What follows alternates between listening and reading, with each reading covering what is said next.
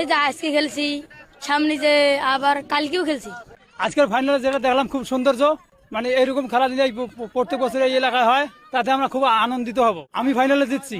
ঘোড়ার নাম বাহাদুর। ভালোই লাগছে খেলা, আমরা কখনো দেখিনি, প্রথম আজকে খেলা দেখছি। আমি রাজবল্লভ থেকে রমাকান্ত এসেছি। এখানে ঘোড়া খেলা হইতেছে, অনেক ধরনের খেলা হইলো, এই খেলা দেখতে এখানে এসেছি। ভাঙ্গাচড়া উপজেলার গাউছিয়া বাজার সংলগ্ন বোতলার দোলা এলাকায় যে ঐতিহ্যবাহী ঘোড়দৌড় প্রতিযোগিতা, সেটা গ্রামীণ ঐতিহ্য এবং পারিপার্শ্বিক যে আবহ সেটা মিলে যে একটা অনুষ্ঠানের আয়োজন করা হয়েছে।